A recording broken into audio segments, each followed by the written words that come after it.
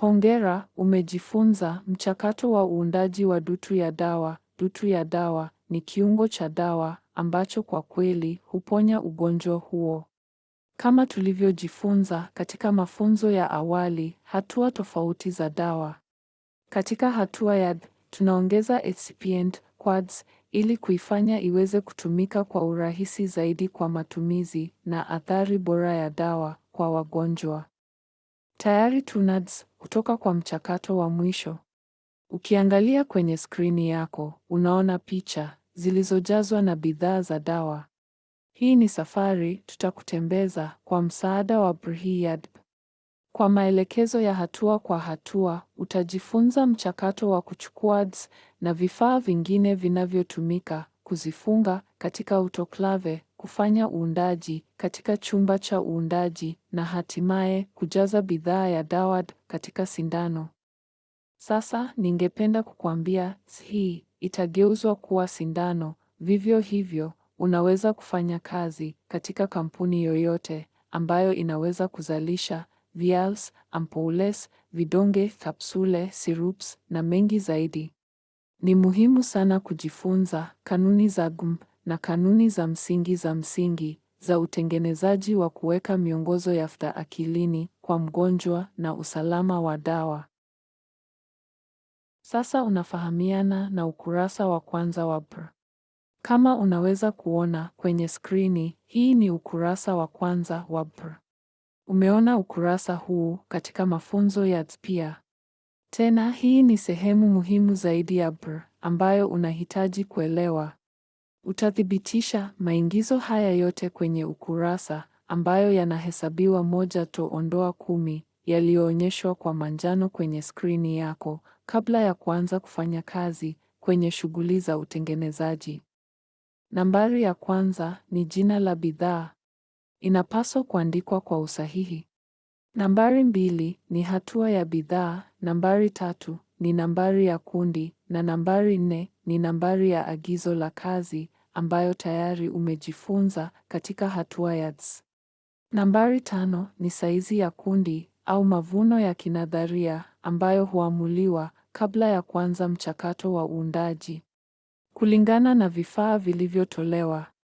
Nambari 6 ni jina la kampuni ambaye alizalisha dawa hiyo na tarehe ya utengenezaji. Tarehe wakati dawa imejazwa katika sindano ni siku ya utengenezaji. Nambari 7, vivyo hivyo, timu ya sayansi imeanzisha ukweli. Dawa hiyo itakuwa imara kwa kipindi fulani cha muda. Hebu sema katika kesi hii, ikiwa maagizo yako ya BR yanakuambia kipindi hicho cha kumalizika ni miezi 24. Katika kesi hii, unaweza kuongeza miezi 24 kwa tarehe ya utengenezaji na ujaze tarehe ya kumalizika baada ya shughuli za utengenezaji zimefanywa kabisa. Nambari 8 ni kwa soko. Tumejifunza hii katika DSPR pia. Nambari 9 na nambari 10 ni nambari ya hati ya BR na jumla ya idadi ya kurasa katika BR. BR hutolewa na kiini cha nyaraka za uhakikisho wa ubora na kuna nambari ya umbizo la hati kwa kila hati ambayo hauhitaji kujua ni kwa idara ya nyaraka. Hii yote ni kwa ajili ya sehemu ya juu. Unahitaji kuangalia sehemu hii kila wakati unapopokea hii kutoka kwa idara ya nyaraka ya KA au kabla ya kutekeleza shughuli yoyote. Sehemu inayofuata ni nani aliyeandaa hati hii. Mtu wa nyaraka za KA atakuwa ndiye anayesaini safu hii. Safu hii ya juu katika kijani imesainiwa wakati wa utoaji wa BR kwako. Kama fundi wa utengenezaji, mara tu timu ya viwanda imetengeneza dawa hiyo, watasaini katika safu ya pili ambayo ni ya manjano. Safu ya tatu katika kijivu ni kuangalia data zote zinazohusiana na upimaji. Na watasaini baada ya kazi yao na kumkabidhi BR kurudi kwako. Safu inayofuata hapa chini ambayo ni rangi ya bluu ya mwanga ni kwa idara ya shughuli za uhakikisho wa ubora. Mtu huyu wa KA atakagua BR kwa makosa yoyote baada ya shughuli za utengenezaji kufanywa. Mtu huyu waka anakagua BPR kwa makosa yoyote ya pato la taifa au GMP. Huyu ni mtu waka ambaye pia yupo kwenye sakafu, na mtu huyo waka anatoa kibali cha mstari.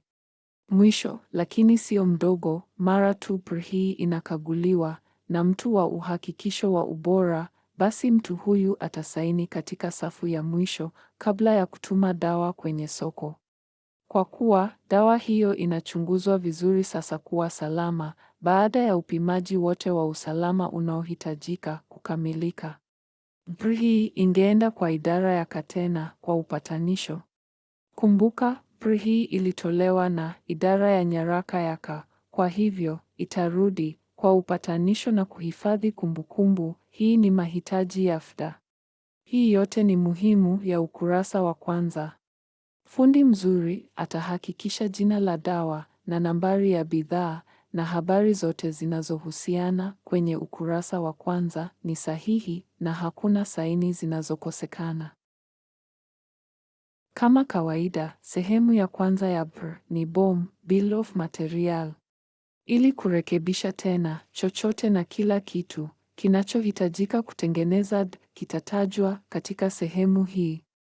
Kama unavyoona, propranolol na asidi ya citric needs na excipient iliyozungushwa katika machungwa na bluu, ambayo itafanya sindano za DP.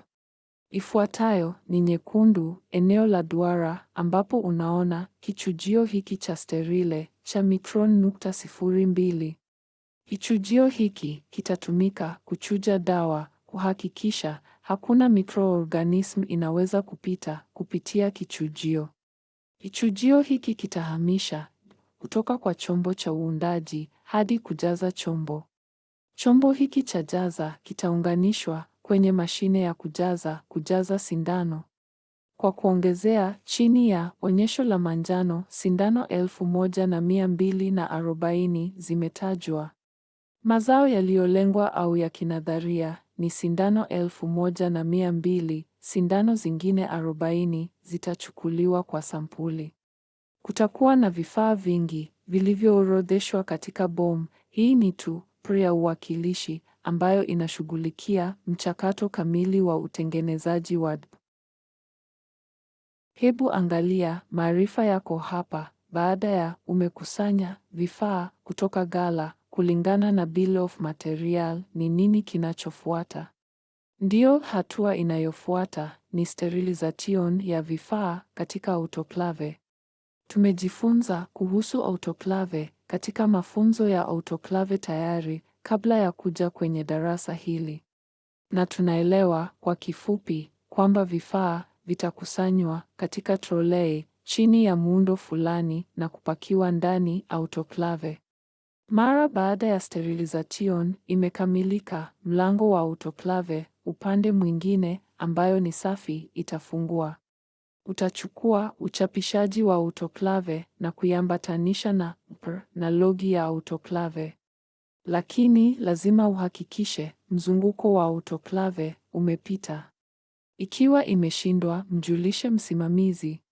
Tumejifunza operesheni ya autoclave katika mafunzo ya autoclave, ikiwa ni pamoja na mtihani wa unyevu wa kila siku na mtihani wa uvujaji wa vacuum ambayo ni lazima kila siku kabla mashine ya autoclave inaweza kutumika kwa operesheni ya GMP.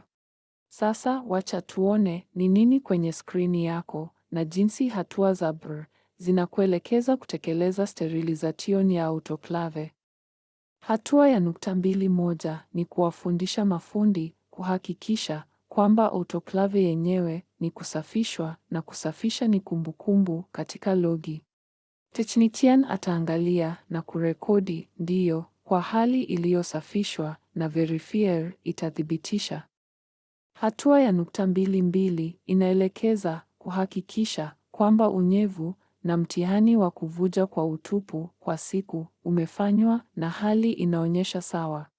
Kwa kuongezea, uchapishaji wa unyevu huu na mtihani wa kuvuja kwa utupu umeambatanishwa na logi na inaonyesha matokeo ya kupitisha. Hatua ya 2.3 na 2.4 maagizo yanaelekeza kupakia mizunguko yote ya autoklave kulingana na utaratibu uliofafanuliwa na ubonyeze nambari ya mzigo inayohitajika. Sasa wacha nikuchukue kwenye njia ya kumbukumbu kutoka kwa mafunzo ya operesheni ya autoklave. Ikiwa unakumbuka kwamba tumekufundisha juu ya jinsi troli ya autoklave ina rafu nyingi. Kila rafu ina doa fulani ya nyenzo na nyenzo inapaswa kuwekwa haswa katika ugawaji huo wa doa kwenye rafu. Kila nyenzo itawekwa katika eneo lililotengwa kwa njia kwamba joto la mvuke ndani litazunguka sawasawa kuwa mikroorganismu yoyote iliyopo juu ya uso wa nyenzo. Hii ni kanuni sawa inayotumika hapa. Mizunguko fulani ya autoklave tayari imepangwa kwenye mashine ya autoklave na nambari ya kuweka mzigo. Hiyo ni nambari ya mzigo unahitaji kubonyeza kwenye skrini ya autoklave. Hatua ya 25 kisha inakuelekeza kukagua uchapishaji wa autoklave, kuona ikiwa imepita saini, tarehe na kuongeza nambari nyingi kwa uchapishaji wa autoklave. Rekodi wakati wa kwanza kwa kila mzunguko na wakati wa mwisho. Verifier itathibitisha na ishara na tarehe. Hiyo yote ni kwa autoklave na mchakato wa sterilization. Kusonga mbele, tutafanya uundaji wa dawa na kisha tutapitia maagizo ya hatua kwa hatua katika BR, kujaza bietu katika sindano. Na hii yote ni kwa ajili ya mchakato wa mwisho, lakini sio mdogo. Ikiwa unakumbuka kutoka kwa mafunzo ya awali ya autoklave kwamba mara moja mzunguko wa autoklave imekamilika, mlango mwingine wa autoklave ambayo inafungua upande safi zaidi itafungua. Mafundi upande mwingine wa autoklave watachukua vifaa vya sterilized kuunda na kujaza vyumba ipasavyo. Wakati mmoja zaidi, muda wa kibali cha mstari umefika. Kabla ya kuanza shughuli, hatua ya kibali cha mstari ni muhimu sana. Tumezungumza pia juu ya kibali cha mstari mara nyingi kutoka kwa darasa la istilahi, majukumu ya siku hadi siku ya fundi wa utengenezaji NADS, mafunzo ya utengenezaji wa API pia. Sasa hii ni mahali katika BR ambapo unakuchukua kibali cha mstari kabla ya kuanza kufanya hatua yoyote. Mtu wa uhakikisho wa ubora atakuja kwenye sakafu ya utengenezaji kuhakikisha vifaa vyote vimekusanywa katika eneo la utengenezaji. Vifaa vyote vimesafishwa vizuri na vitambulisho vya hali vinaonyesha kwamba ni tayari kwa matumizi, kama unavyoona kwenye skrini katika mduara wa machungwa. Baada ya kuangalia yote ni sawa, inaondoka kwenye nafasi ya kibali cha mstari kama unavyoweza kuiona kwenye skrini yako iliyozunguka kijani. Sasa hebu tuhamie kwenye hatua ya 3.1. Ni wangapi kati yenu mnakumbuka mafunzo ya operesheni ya sanduku la glove? Nina uhakika nyote mnafanya. Dhana ya sanduku hili la glove imetumika hapa kwa uundaji wa DP. Kwa kuwa tunajua kwamba shughuli zote za aseptic na sterile lazima zitokee katika daraja la ANAB. Uundaji huu sio daraja AUB, kwani hakuna ufuatiliaji wa mazingira unaohitajika. Dawa hii inayozalishwa itaingia moja kwa moja kwenye damu ya mgonjwa kama sindano. Kwa hiyo, hewa inapaswa kudhibitiwa kwa ulinzi kamili wa madawa ya kulevya. Tunajua jinsi sanduku la glove linavyoonekana kutoka kwa mafunzo ya sanduku la glove. Katika hatua ya 3.2, mafundi wanaagizwa kuangalia sanduku la glove limesafishwa kwa kuona na kumbukumbu huakisi sanduku hilo la glove limeanzishwa na tayari kwa operesheni. Mafundi watarekodi hali ya sanduku la glove kama tayari katika safu ya shughuli. Verifier itathibitisha shughuli. Hatua ya 3.3 inakuelekeza kuangalia glavu za sterile zimeambatishwa ipasavyo kwenye sanduku la glove. Mafundi wataangalia ikiwa viungo vya kiambatisho cha glove kwenye sanduku la glove ni salama sana kuzuia uvujaji wowote. Hatua ya 3.4 inawafundisha mafundi kufanya operesheni ya sanduku la Glove kulingana na SOP 123.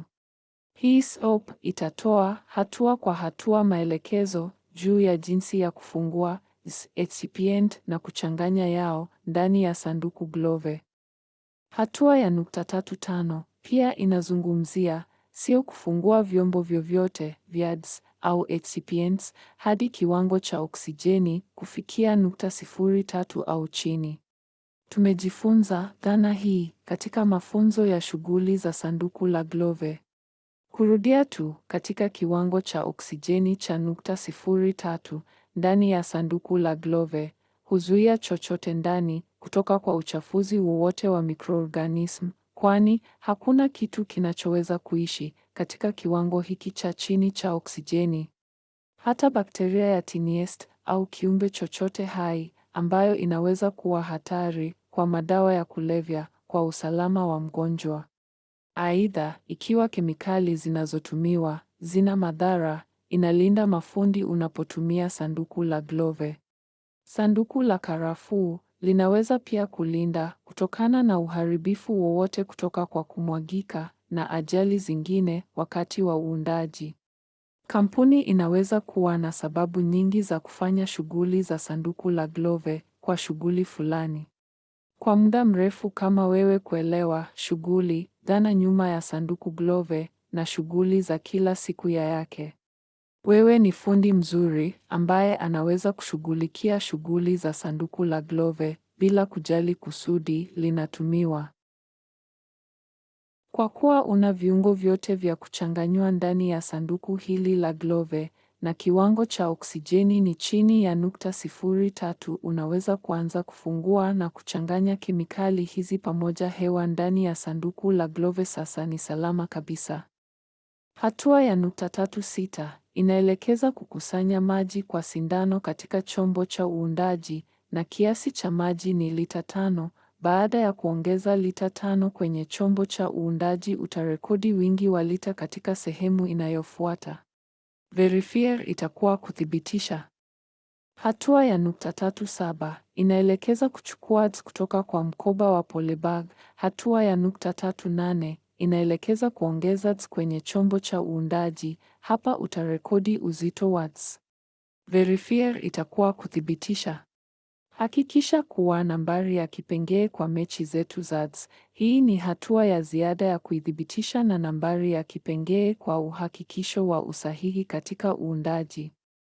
Hatua ya 3.9 ongeza poda ya asidi ya citric monohydrate ambayo ni excipient yetu kwenye chombo cha uundaji.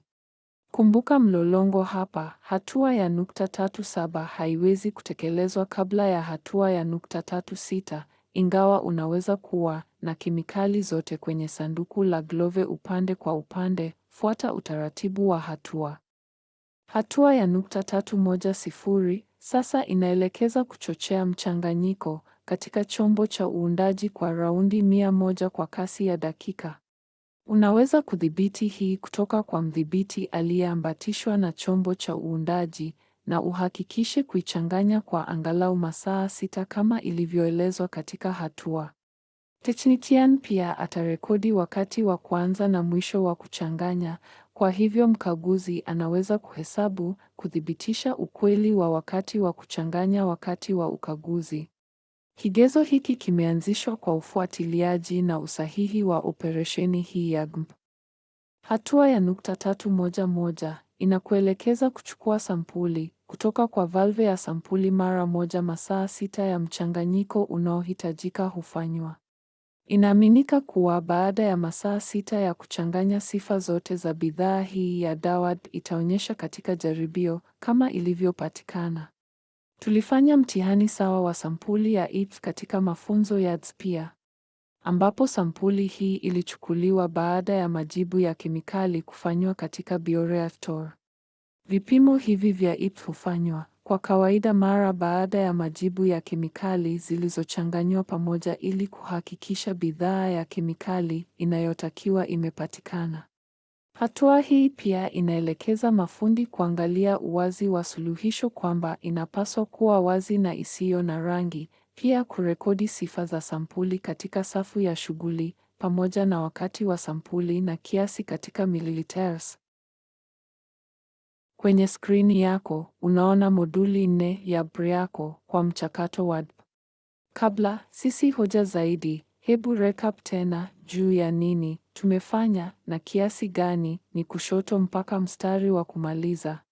Tunakusanya vifaa vyote kutoka kwa ghala kulingana na orodha kutoka kwa sehemu ya bill of material. Tuliweka vifaa kwenye chumba safi, kisha tukaweka vifaa kwa kutumia autoclave.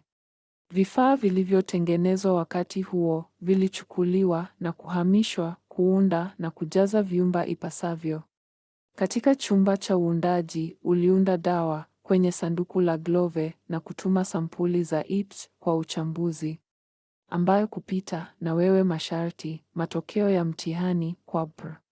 Sasa moduli hii ya uchujaji wa aseptic ni muhimu kuelewa na kujifunza. Hatua ya 4.1 inaelekeza mafundi kuangalia kwa macho ikiwa chombo cha kujaza kinaonekana safi na logi inathibitisha kwamba chombo cha kujaza kiko tayari kutumia au lebo ya hali safi imewekwa. Hatua ya 4.2 ni kuangalia vipimo vyote vya shinikizo. Mita ya mtiririko wa nitrojeni iko ndani ya calibration. Ukiangalia kwenye njano iliyoangaziwa katikati ambayo inasema inahamishwa kutoka kwa chombo cha uundaji hadi kujaza chombo kupitia kichujio cha Sartofluor na utando wa micron 0.02. Hebu kuelewa dhana ya mchakato huu filtration, jinsi na kwa nini sisi ni kufanya hatua hii. Hebu fikiria una chombo chako cha uundaji upande wako wa kushoto na unad ndani ya chombo hiki ambacho umetengeneza kuchukua tahadhari kubwa. Sasa kwa hatua ya ziada ya tahadhari, tutahamisha hii kuwa chombo safi na cha kujaza sterilized. Na wakati wa kufanya uhamisho huu, pia tutasumbua na kichujio cha micron 0.02 kuacha kila kitu na chochote ambacho kinaweza kuharibu kwa hatua hii. Chombo hiki cha kujaza basi kitaunganishwa kwenye mashine ya kujaza ambapo sindano zitajazwa na baadaye kuhifadhiwa kwa mchakato unaofuata wa FIP. Hatua zaidi ya 4.3 ni kuelekeza fundi kuangalia uadilifu wa kichujio. Hebu tuelewe jinsi ya kuangalia uadilifu wa kichujio. Mara tu unapohamisha kutoka kwa chombo cha uundaji kujaza chombo kwa kutumia kichujio ambacho kinatakiwa kuzuia chochote ambacho ni saizi 0.02 micron, kawaida kiumbe hai zaidi ni micron 0.02.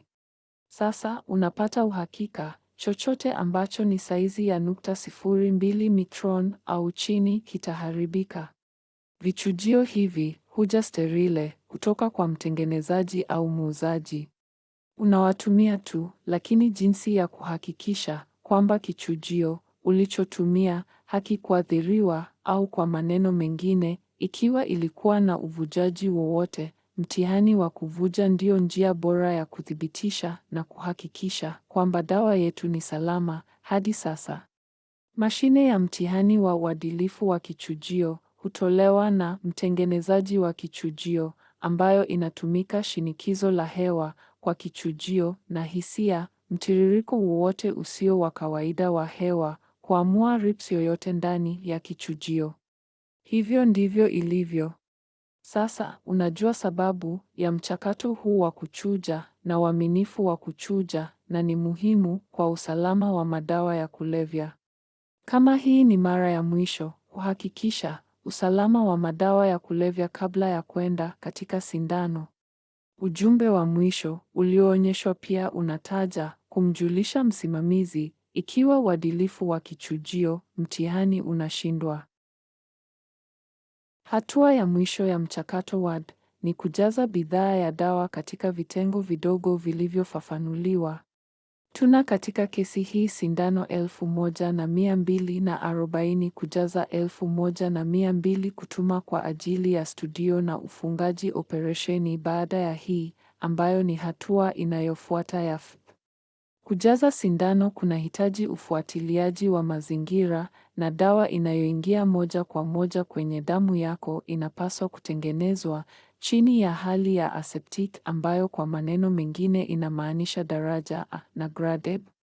Tumejifunza haya katika mafunzo ya ufuatiliaji wa mazingira. Ikiwa unaweza kuona kwenye skrini yako kwamba mtu WACT anawajibika kwa ufuatiliaji wa mazingira, ikiwa ni pamoja na sahani za kukaa, ufuatiliaji wa hewa wa chembe zinazofaa na zisizoweza kuwezekana, zote mbili. Ujumbe wa pili ulioonyeshwa kwa manjano ni kuwaagiza mafundi kuendelea kunyunyizia IPA mikononi mwao kila baada ya dakika 15. Hii ni mahitaji wakati wa shughuli muhimu za chumba cha usafi. Mazoezi ni kuua vijidudu vyovyote ambavyo vinaweza kuishia mikononi mwako wakati wa shughuli. Hii ni hatua ya ziada ya tahadhari ili kulinda operesheni hii muhimu. Hatua ya 5.1, 5.2 na 5.3 ni kwa ajili ya jukumu la mtu WACT, sio kwa fundi wa utengenezaji. Kazi yako ni kuhakikisha tu kwamba wakati ufuatiliaji wa mazingira unahitajika kulingana na maagizo ya BR, lazima usianze operesheni hadi ufuatiliaji wa mazingira umeanzishwa na mtu WACT. Katika sehemu ya pili ya skrini unaona meza. Hii ni kuingia na kutoka kwenye chumba cha kujaza ambacho kiko ndani ya BR hii, ili kufuatilia ni nani aliingia kwenye chumba cha kujaza na wakati gani. Kama kuna muhimu kufuata kuhusiana na hilo. Vyumba vingi safi na shughuli muhimu ni ufuatiliaji wa hewa. Kwa hiyo, ni idadi fulani tu ya watu wanaweza kuwa katika wakati mmoja, kwa sababu ya uhusiano wa mgao wa kupumua na ukubwa wa chumba. Kwa maneno rahisi, utasaini kwenye milango ya chumba cha usafi kuhusu idadi kubwa ya watu wanaoruhusiwa ndani kwa wakati mmoja. Hii ni kudhibiti ubora wa hewa kama hewa hii ni sawa ambayo dawa inaandaliwa.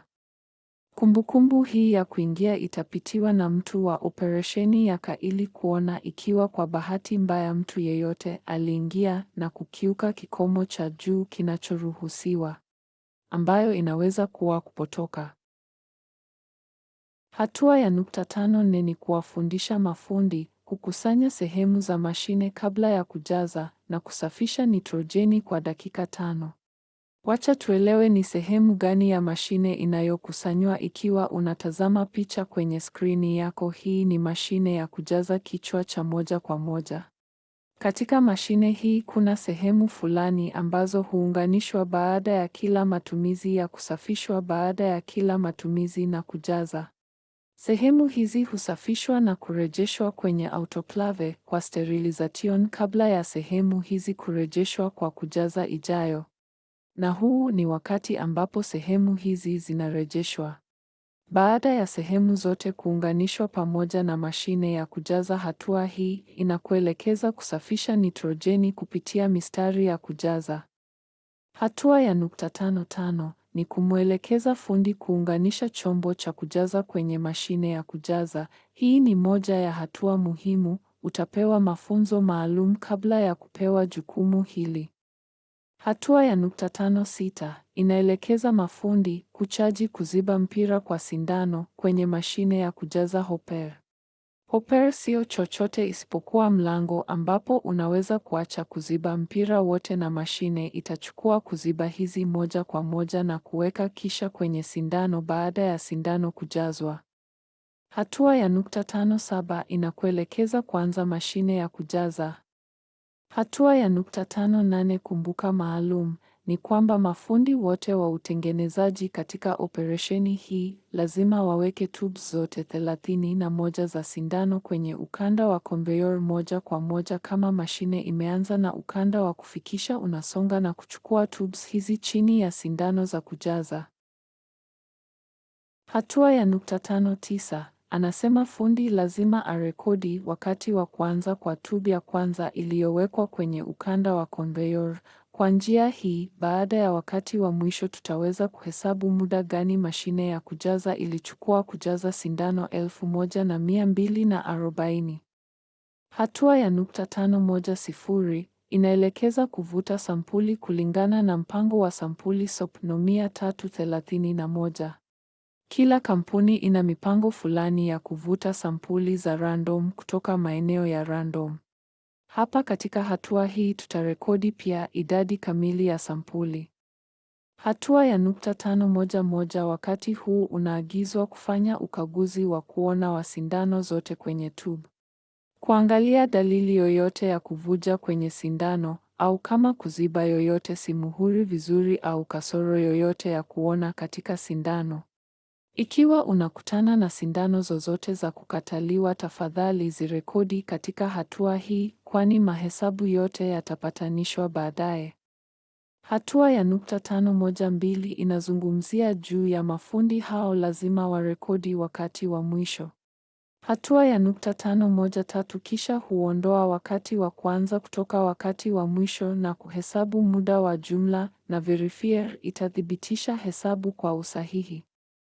Hatua 514 sindano zote 40 ambazo umechukua kama sehemu ya sampuli ya nasibu lazima uweke lebo za sampuli kwa kila aina ya mtihani ambao sindano hizi zinalenga. Kama vile unaweza kuona kwenye skrini yako kwamba utakuwa unachukua sampuli 20 kwa utulivu, 10 kwa upimaji wa microbial na wengine wa 10 ni kwa uthibitisho wa jaribio. Umejifunza kuhusu majaribio haya katika darasa la istilahi. Huna haja ya kujua sayansi nyuma ya majaribio. Unahitaji tu kujua jinsi ya kuchukua lebo za affix kwenye sampuli sahihi bila kufanya makosa, wakati huo huo kuunda ufuatiliaji na usahihi wa dawa na usalama wa mgonjwa. Mwisho lakini sio angalau maelezo yaliyoangaziwa chini ya ukurasa. Kumbuka hii inakuelekeza kuhesabu wakati kati ya mwanzo na mwisho. Wakati huu haipaswi kuwa zaidi ya masaa 72. Hii inamaanisha nini katika neno la mwanadamu? Hiyo inamaanisha bila kujali jinsi kuchelewa kwa kujaza, kwa sababu yoyote haipaswi kupita zaidi ya masaa 72.